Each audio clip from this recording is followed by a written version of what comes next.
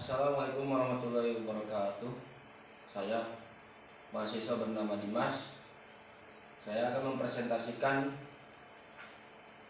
dengan tema perkembangan kreativitas peserta didik dari dosen pengampu kita, yaitu Bu Yusnita Lasma SMPD.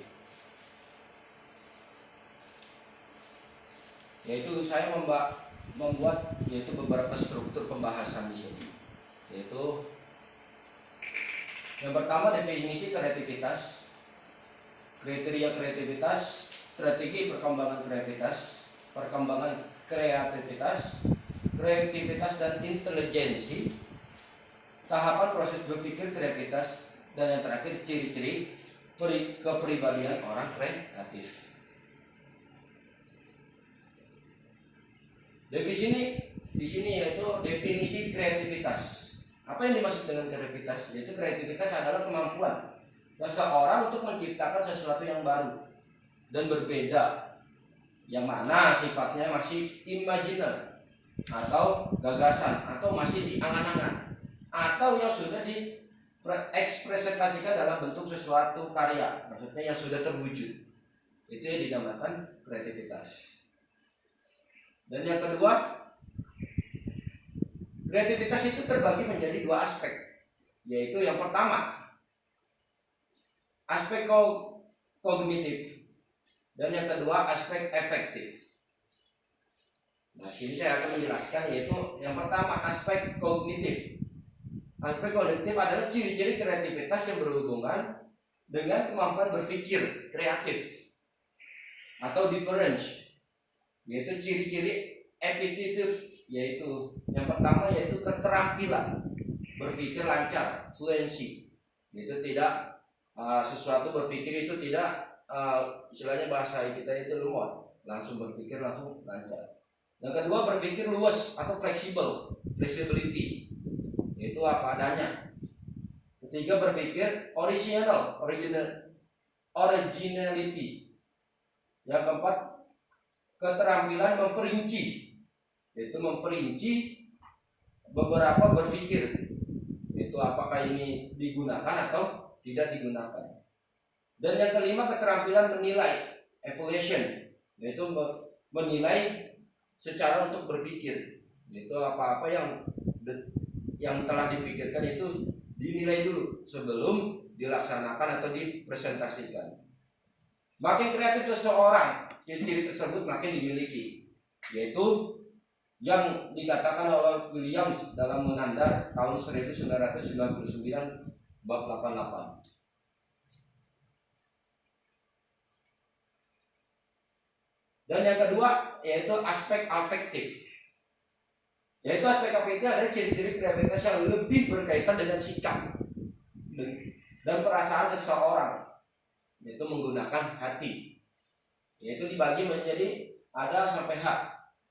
Yang pertama, rasa ingin tahu. Yang kedua, bersifat imajinatif atau fantasi. Yang ketiga, merasa tertantang oleh kemajemukan.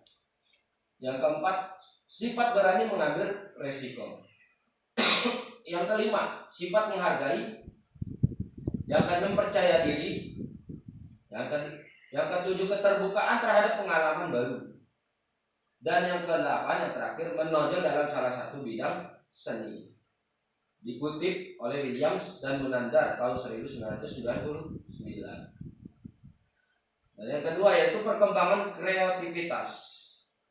Yaitu kreativitas itu dibagi menjadi 4. Yaitu di sini saya menggambarkan ada 4, yaitu satu, mewujudkan diri. Yang kedua, menyelesaikan masalah. Yang ketiga yaitu kepuasan individu. Dan yang keempat, meningkatkan kualitas hidup. Dan yang kelima yaitu kreativitas dan intelijensi. Apa hubungannya kreativitas dan intelijensi itu?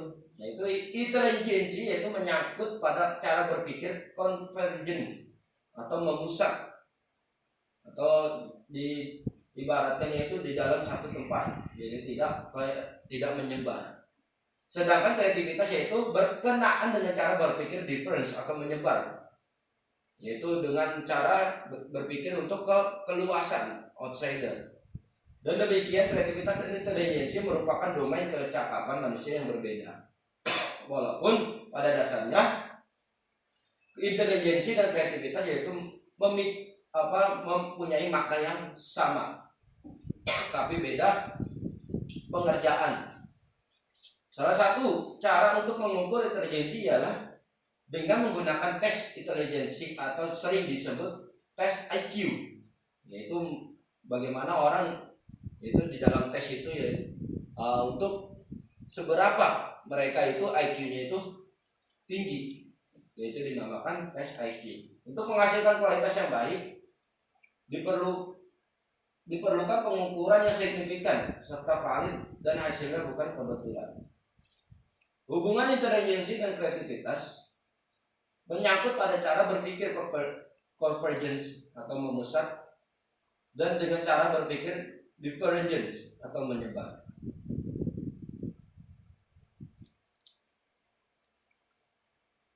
Dan yang kelima yaitu strategi 4P dalam pengembangan kreativitas. Yang pertama, pribadi, pendorong, proses, dan produk.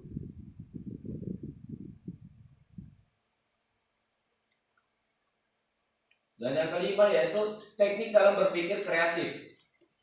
Ada beberapa teknik, ada 5 teknik yang saya gambarkan di sini. Yaitu merangsang ide spurring. Bagaimana merangsang ide untuk berpikir yang imajinatif, berpikir meluas. Yang kedua, mendaftar sifat, atribut insting. Yang ketiga, menghubungkan yang dipaksakan, forced relationship. Yang keempat, sumbang saran, brainstorming. Dan yang kelima, prinsip berselang-seling. Dan ada beberapa ciri seseorang yang kreatif. Bisa dinamakan orang itu kreatif, yaitu ada beberapa ciri. Yang pertama yaitu fluency atau kelancaran, yaitu kemampuan mengemukakan ide yang serupa untuk memecahkan suatu masalah. Ini biasanya di dalam suatu musyawarah atau suatu gathering untuk melancarkan sesuatu kegiatan bersama. Ini biasanya digunakan untuk suatu event ini. Yang kedua, flexibility atau keluasan, yaitu kemampuan memberikan atau menemukan barang berbagai macam ide untuk memecahkan suatu masalah di luar kategori biasa. Yang ketiga, originality, yaitu keaslian, kemampuan memberikan respon yang unik bahan ide secara terperinci untuk mewujudkan ide jadi kenyataan. Yang keempat, sensitivity, yaitu kepekaan, menangkap dan menghasilkan masalah sebagai tanggapan sesuatu situasi. Dan semua ini biasa kita gunakan di dalam musyawarah yang setelah saya sebutkan sebelumnya, atau di dalam gathering, di dalam berkumpul mengadakan event. Semuanya ini dipergunakan. Cukup sekian dari saya. Akhirul qaul. Assalamualaikum warahmatullahi wabarakatuh.